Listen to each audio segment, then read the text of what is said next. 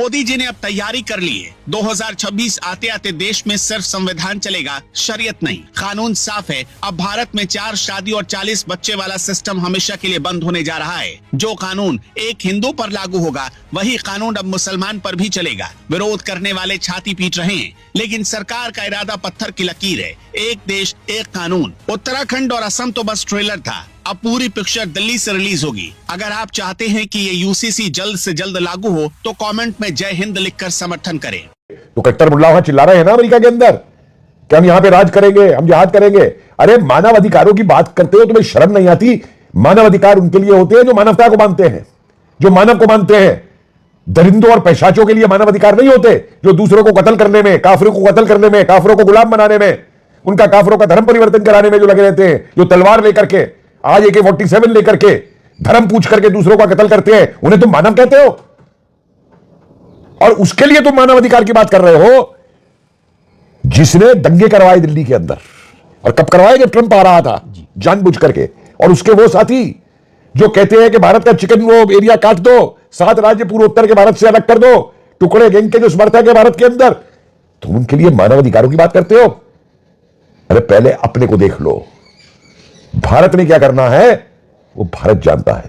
भारत की सुरक्षा क्या है वो भारत जानता है। इन आतंकवादियों से कैसे निपटना है वो भारत जानता है। हम निपट रहे हैं उन आतंकवादियों से। अरे तुम तो आतंकवाद की परिभाषा तक नहीं दे सकते, क्योंकि तुम्हारे लिए और ये अमेरिका वाले जो 8 हैं जिन्होंने वो चिट्ठी लिखी है,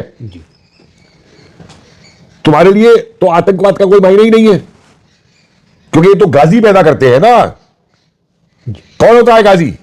जो काफिरों को कत्ल करता है, काफिरों का धर्म परिवर्तन कराता है। ये आतंकी थोड़ा है, तो ये क्यों मानेंगे कि इस्लामिस्ट आतंकी है वहां पे मौजूद लेकर के? और क्या कहते हैं, हमने अपना इंडिपेंडेंट सर्वे कराया। अरे तुम होते कौन हो सर्वे कराने वाले?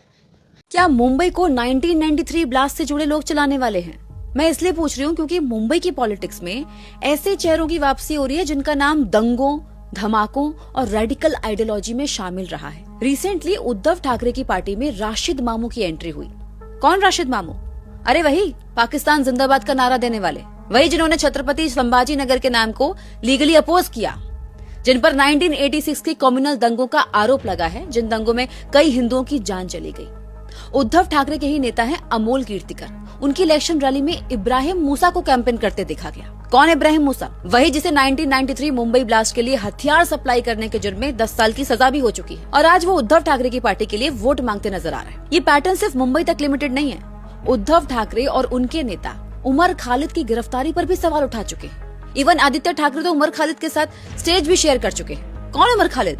ये तो पता ही होगा, जिस पर दिल्ली दंगों की साजिश का आरोप है और जिसको न्यूयॉर्क के नए मेयर ज़ोहरान ममदानी ने भी लेटर में लिखा था, जिसका न्यूयॉर्क में भी काफी आउटरीच हो रहा है। यहाँ मुंबई में मराठी मानुस के नाम पर पॉलिटिक्स करते हुए उद्धव ठाकरे दंगे कराने वालों के साथ कुर्सी के लिए वोट मांगते नजर आते हैं। क्या ये पॉलिटिक्स मुंबई के फ्यूचर के लिए सही है?